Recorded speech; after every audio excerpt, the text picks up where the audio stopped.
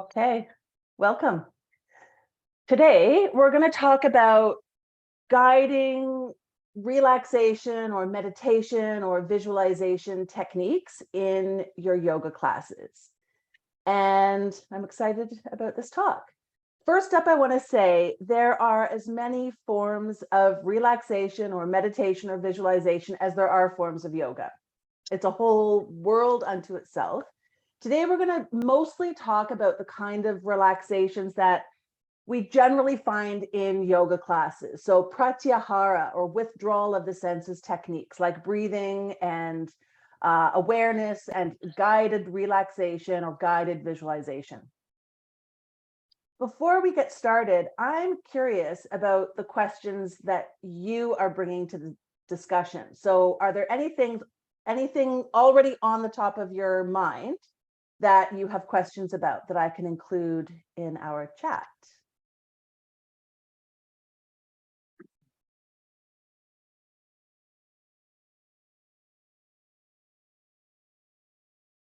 Okay.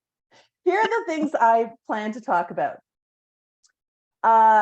First of all, knowing your purpose, like what's your purpose and your plan for sharing a guided relaxation technique. We'll talk about safety. We're going to talk a little bit about timing and tools, like what kind of props you might need. We're going to talk a little bit about sequencing. We're going to talk about developing your personal practice. And hopefully we'll get to talking about 5 types of techniques. So breathing, relaxation, awareness, visualization, and aims and intentions. So those are all the things I plan to talk about today.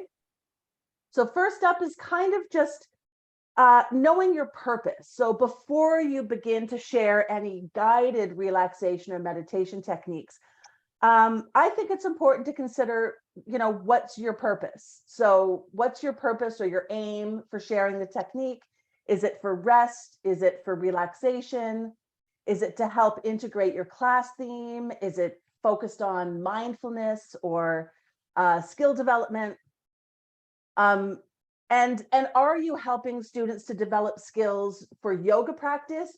And are you also looking to help students develop some skills for home practice or for in their everyday life? So we want to be thinking about how our students are going to benefit from the techniques that we're sharing. We also want to think about suitability. So are the techniques you plan to share suitable for these students that are in front of you, right? And depending on how many classes you teach and where you teach and who your students are, the answer might be yes for some students and maybe not for other students. Space holding. So thinking about what skills and experience you have in holding space for relaxation, in guiding the techniques, and importantly, in responding to student challenges or questions or also distress or emergency situations. So really thinking about what kind of spaces you have the skills and experience to hold right now, especially if you're a new teacher. Another question I think is important to be asking ourselves is, are the techniques you're sharing more beneficial than a silent rest? And one of the reasons I ask this is that it can sometimes feel uncomfortable as a teacher to drop into silence, especially after all the cues and the paciness of teaching a dynamic vinyasa flow class. To move into silence can sometimes feel uncomfortable as a teacher.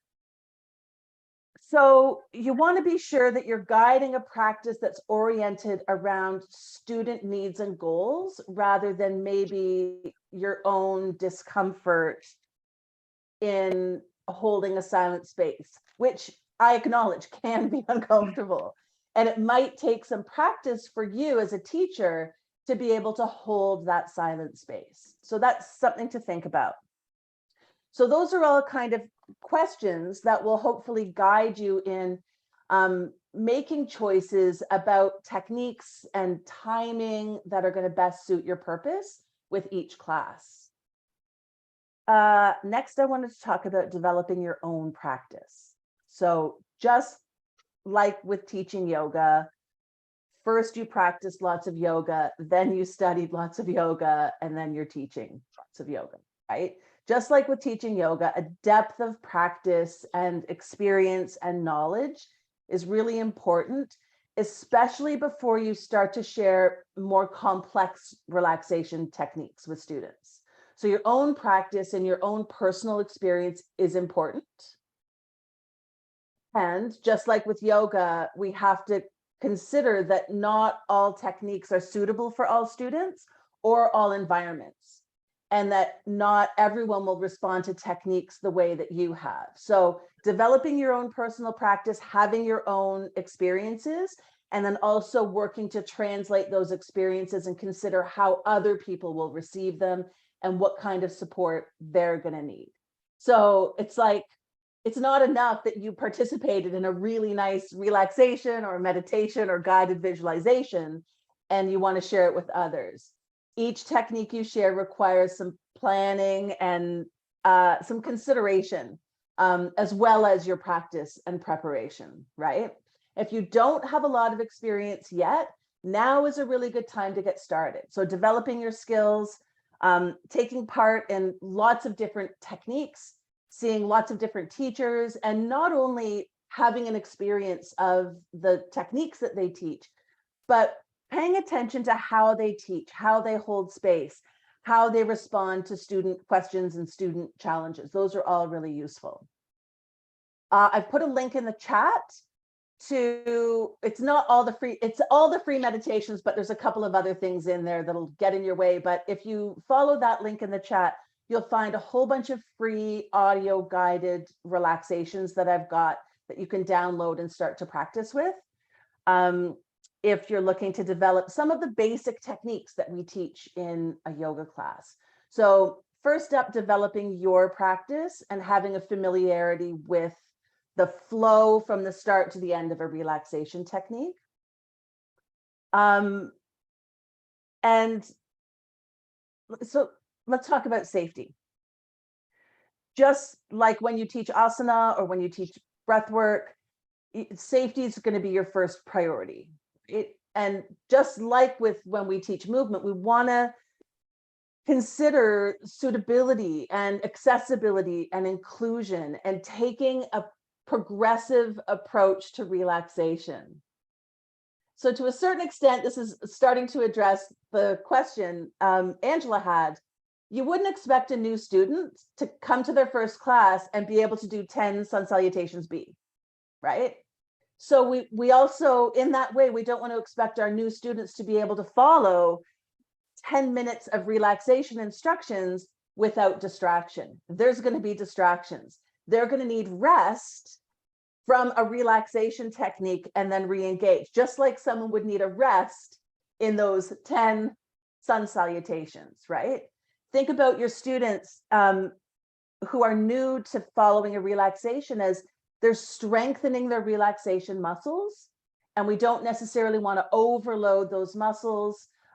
We want to take a progressive approach to helping our students develop the ability to relax, and that might take some time, right? So that's something to think about. Want to think about understand that not all meditations or visualizations or breath work techniques are safe or comfortable for everyone. In particular, some people find guided breath work or relaxation increases their anxiety. And also, did you know not everyone can visualize? Like, I think of a green apple. In my brain, I can see, as though I'm seeing it with my eyes, I can see a green apple. Does everyone here have that experience? Does anyone not have that experience of seeing a green apple?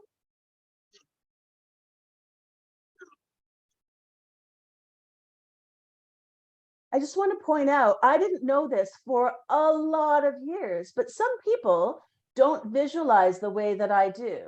They might just have a sense of a green apple, or remember the taste of a green apple, or have another way of bringing the green apple to consciousness that isn't visual, that isn't like having a picture of a green apple in their mind. And so when we lead, especially the more elaborate visualizations, it's good to note some students aren't seeing any of the things you're talking about. They're lying there going, I don't know what I'm supposed to be doing. I don't understand this practice. So we want to think about that sometimes your relaxations can increase people's anxiety, and that not all people can visualize. So can we provide accessible options for those students? Can we provide something that's going to meet all students, or offer regressions, progressions, versions, customizations, so all students can have an experience? So that's something to think about. Another thing to think about is informed consent. So let students opt into or out of your guiding instructions so that they know they have permission to withdraw. So, this is something you say out loud. You can withdraw from any technique at any time for any reason. You want that to be a consistent instruction so that students are informed and are aware and are reminded that there might be times they need to take a break and withdraw, and that they can do that, right?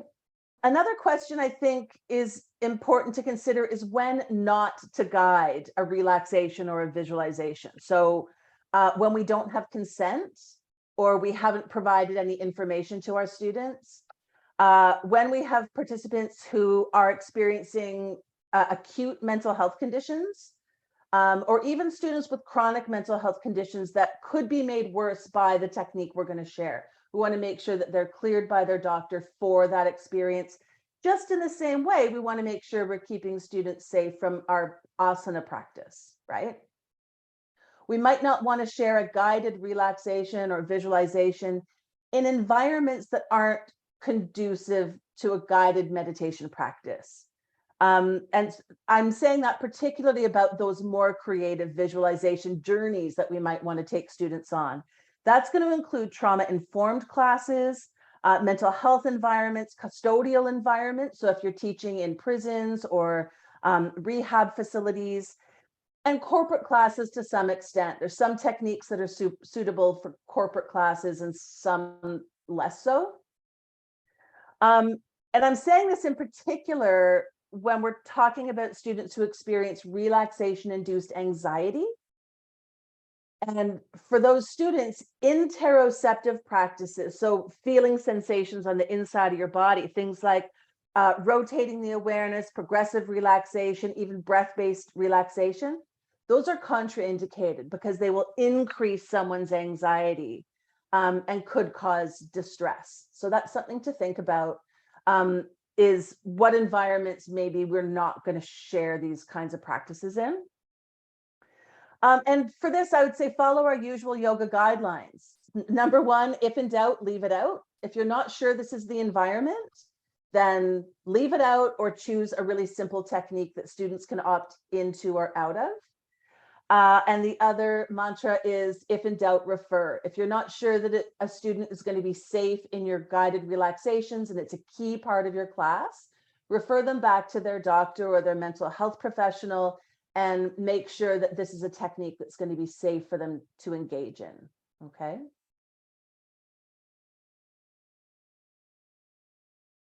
I can't recommend this highly enough. Before you enter into Shavasana or any guided relaxation practice, to let students know what's going to happen and that they have permission to leave.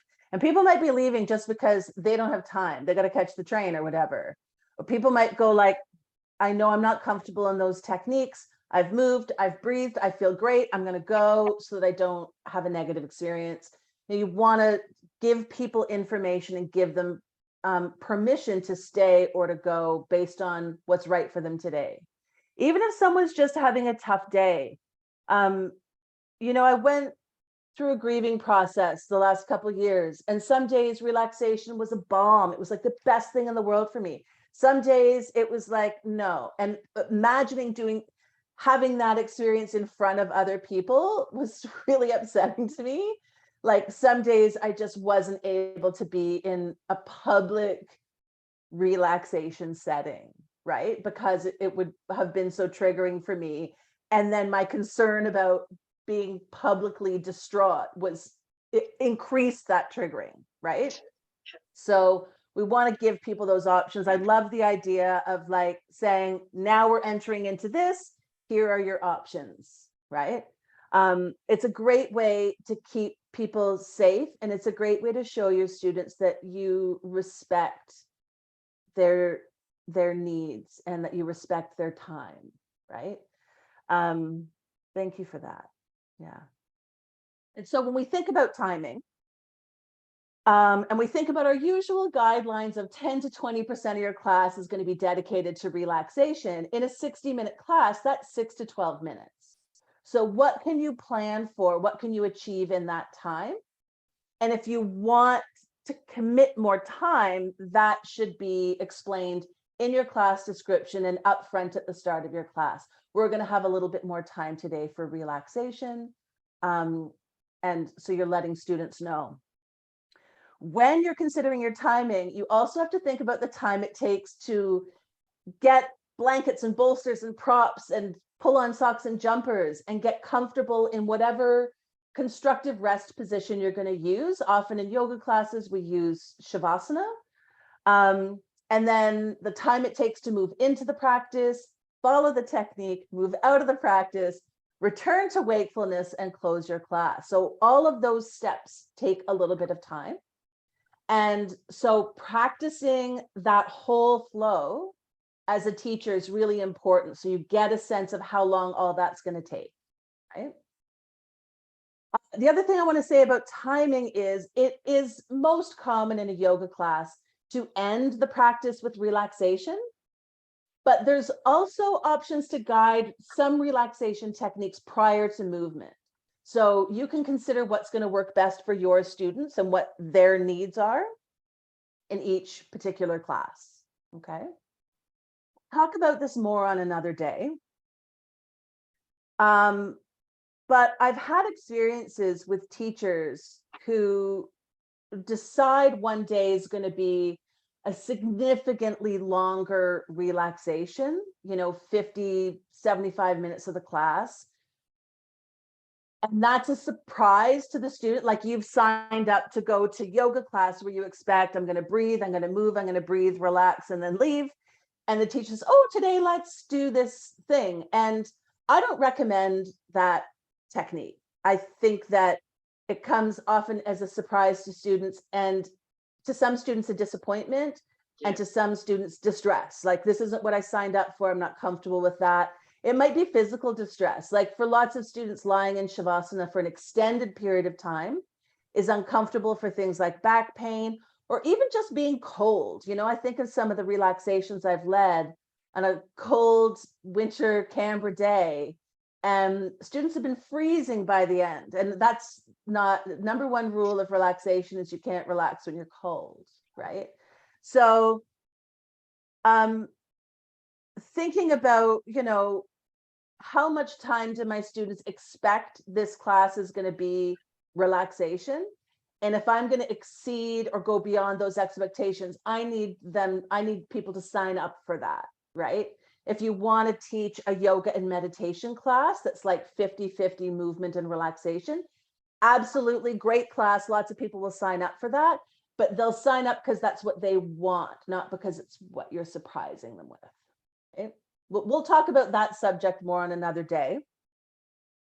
For now, let's talk about the what ifs. So this is kind of getting to those questions we had earlier. What if?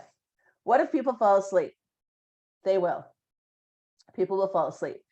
You can let students know in advance of your relaxation that sleep might happen. And if they're concerned about falling asleep, or they're concerned about snoring, they can make themselves a nest up against a wall with their blankets and bolsters and pillows, and stay seated through the meditation if they think that'll help them to not sleep or snore. And in regards to snoring, I want to say some snorers in your class aren't actually asleep. It's just that when they relax lying down, their throat relaxes and makes gurgling noises, right?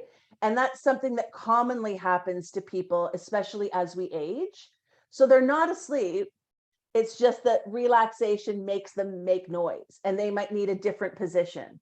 So lying on your side, lying with your head a little bit elevated. So like using a bolster or something to have something to lean back onto, or again, sitting up against the wall in a little comfy, cozy nest, that will help those snorers.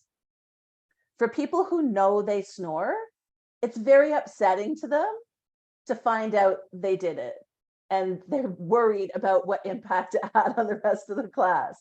So for regular snorers, they're going to be happy to be provided with an option to move into a position where the risk of snoring is reduced. Okay. So what if people fall asleep? They will.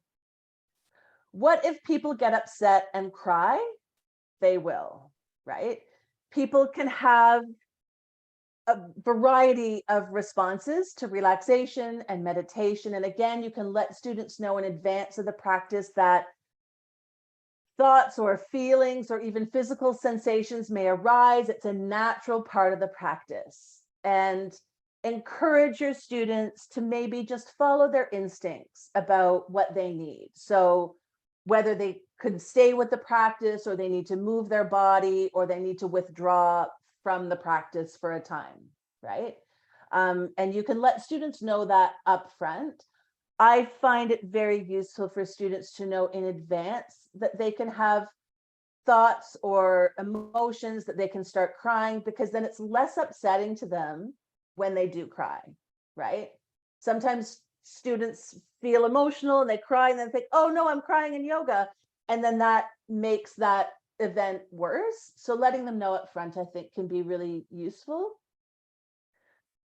Having said all that, if you have concerns about someone's physical or mental health and safety, that needs to be addressed immediately. So a little bit of crying, okay, people will cry, crying is all right. In fact, it can be good.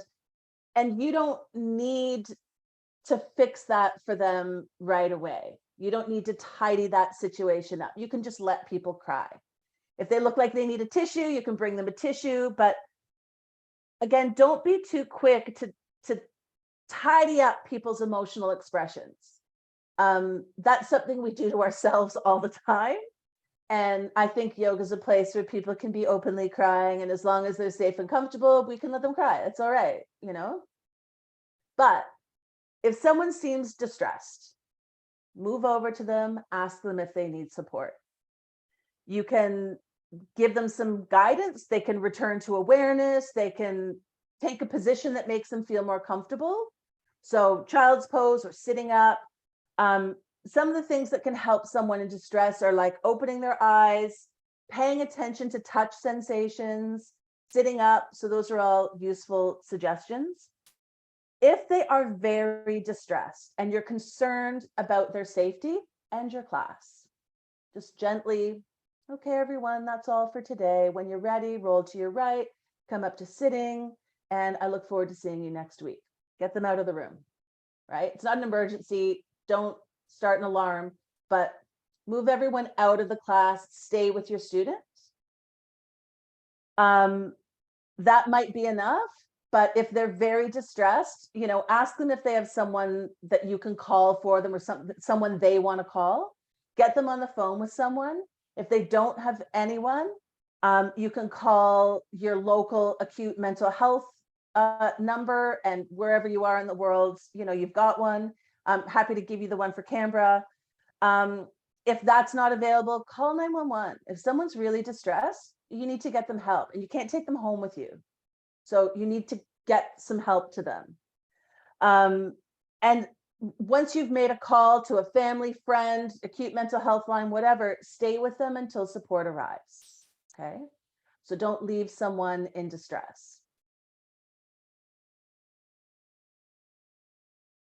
People cry a lot. Okay. But no, that kind of distress is not common. And I tell you about it not to frighten you, but because no one told me about, when I first did yoga teacher training, there kind of weren't even yoga teacher trainings so much. And we didn't learn anything about risk management, about class management. We were completely unprepared for the things that could come up in a class. And so the first time I had someone in distress in a class, I didn't know what to do. And I'm not a great first responder. And so I'm telling you about this so you can be aware, so that you've got it in your mind, like, this is a thing that could happen and here are some things that I can do. It's very uncommon that it can happen. And if you're concerned about it, and I'll say, especially if you want to work with people who have acute or chronic mental health issues, take mental health first aid. There's courses all over the world.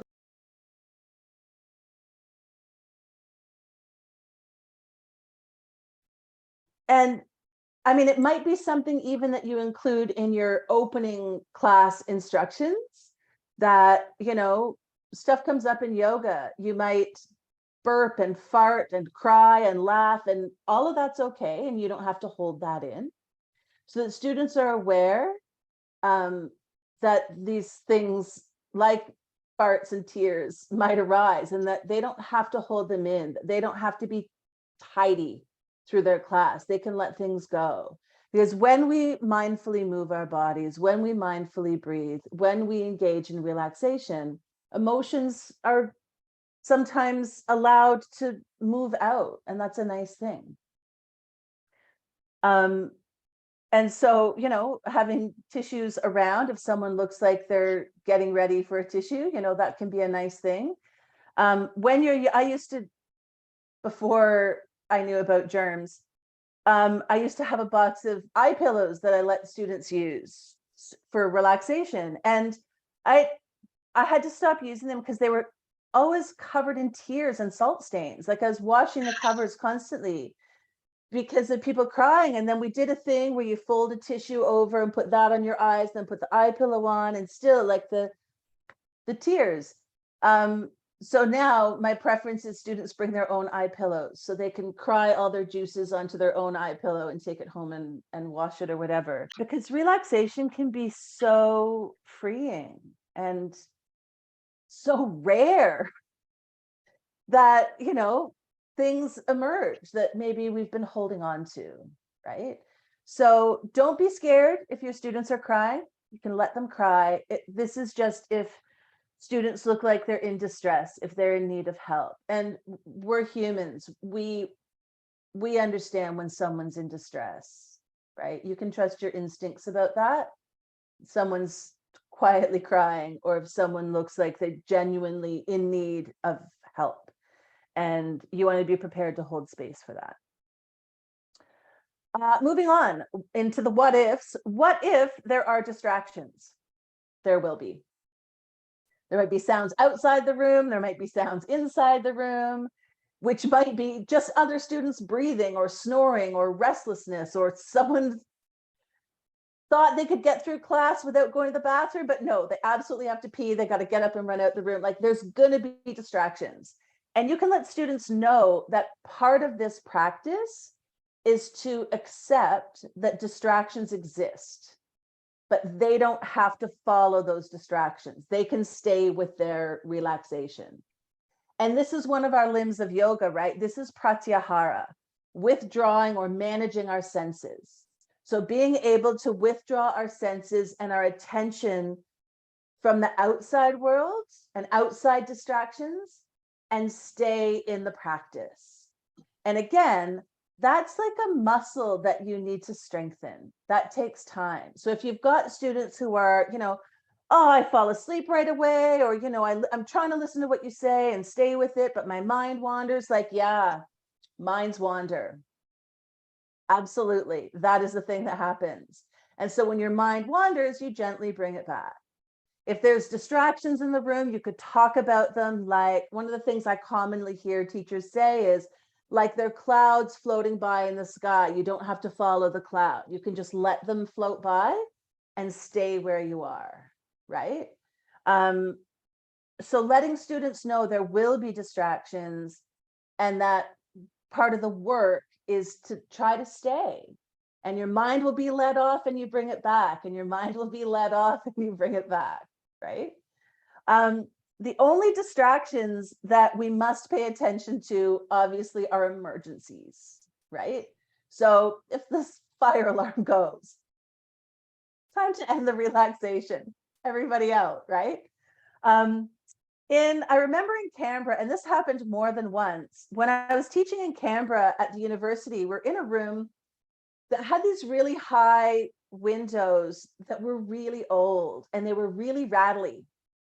And so whenever there was a storm, and in the summer in Canberra, there's often an afternoon storm that coincided with a relaxation that we were doing in class.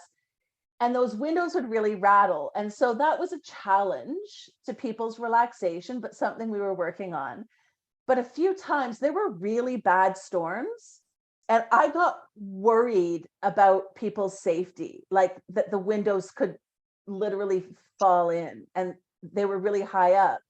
So more than once, I had to have students mid-relaxation move across the room. And I just did that best I could. Let's take a moment to roll to your right and come up to sitting. And now we're just going to make an adjustment and move away from the windows during the storm and blah, blah, blah. And I did all that for the purpose of safety. But in my brain, because I'm storm phobic, in my brain, there was a part of me going, you're being ridiculous. The windows aren't going to fall in. Like, you're disturbing everyone's relaxation for safety, but like, isn't it just your anxiety, Heather? But in fact, there was a really bad storm and the windows in the next room did fall in.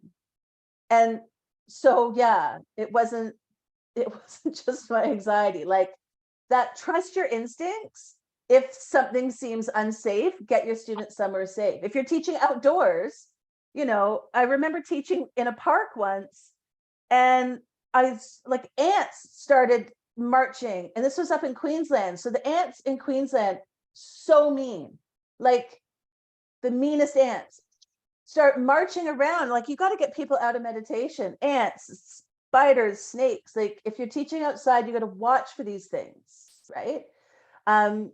So that's going kind of back to safety, but sometimes you need to distract students to ensure safety. So getting people out of the way when something dangerous is coming.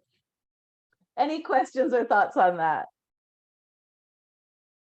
When you're teaching outside, how do you conduct a relaxation when it's windy or it's cold or it starts to rain or someone's cutting the grass nearby?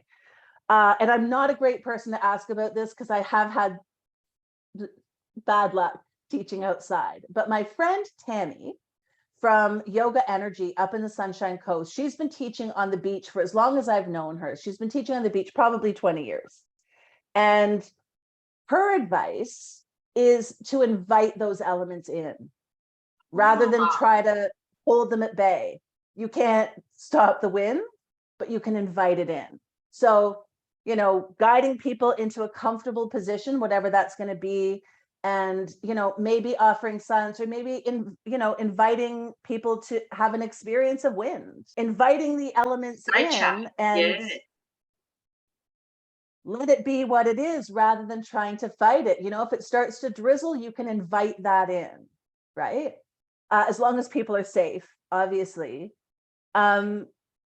And I think it's such an interesting practice because as a teacher, I feel compelled always to be controlling the environment that my students are in so that they're safe and comfortable and quiet and warm. And when you're teaching outside, you can't control the environment. And what a beautiful practice to be able to drop in to relaxation amidst whatever's happening around you. So what other option do we have except to accept it and invite it in, right? So that's something that my friend Tammy, and again, she's from Yoga Energy. I bet she teaches yoga teacher training and lots of mindfulness trainings. I bet she's got a course just on this topic because she's an expert in this area. Yeah, great question. Other questions? Yeah. So make it a thing. Like there's going to be sounds present and you can let those sounds be there and not, you don't have to follow those sounds. I can speak to my own experience in this. If there's a distracting sound, I have my urge is to think about that. Is that someone cutting the grass? Do they have to cut the grass right now? Right when I'm meditating? My neighbors and their lawnmowers, like all they care about is their lawns. Grass, it's the worst crop in the world. Like, and that's where my brain goes, right? And am I meditating now? No, I'm judging my neighbors for doing basic home maintenance. That's my urge. That's how my brain likes to work. My job is to be in meditation with the sound of a lawnmower, right? So that's the work. And so you could do that in a number of ways. Let the sound float over you like clouds. You don't have to attach yourself to them. You can allow that sound to drop you deeper into meditation. You can let that sound be the background sound of your meditation, and that's okay. You can listen to the sounds outside the room and then listen to the sounds inside the room, right? And that's like a way of being present moment attentive, right?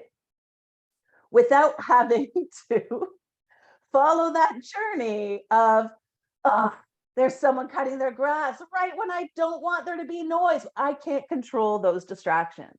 So what am I going to do? Am I going to complain or am I going to try and meditate and drop in? Right. And so I think it's a great technique, especially if you're in an environment where there's a lot of distractions, rather than trying to fight them, to invite them in and let them go. Right. And that's kind of at the heart of mindfulness. Like, this is a thing that's happening. I don't have to attach myself to it. Right. However, you're going to do that. And so that's really a present moment awareness technique. And that's one of the things as a yoga teacher that you can be sharing in your classes. So some of the techniques we'll talk about, and I see we're running out of time, so we're going to talk about this next week. We'll go through some techniques together. But what can you teach? You can teach breathing-based relaxations. You can teach relaxation and auto-suggestion, so more body-based, guiding someone to relax their body or guiding the awareness around the body. So again, awareness techniques, that might be body awareness, that might be sense awareness. You can teach visualization or sensation, and you can teach aims and intentions. So those are all the techniques that you can be teaching in your, that I kind of the general package. Last week, there was some questions about Yoga Nidra. That's basically the flow of Yoga Nidra. Yoga Nidra is a practice. It's called yogic sleep.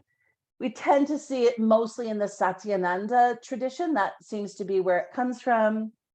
And it's a progressive guided process that includes a flow through breathing, relaxation and auto-suggestion, awareness, visualization, and then aims and intentions, or sankalpa.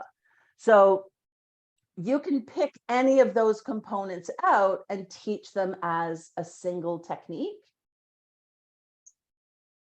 And again, I've given you a link to some of those techniques that are free to download from the shop if you want to have a start at trying out those techniques.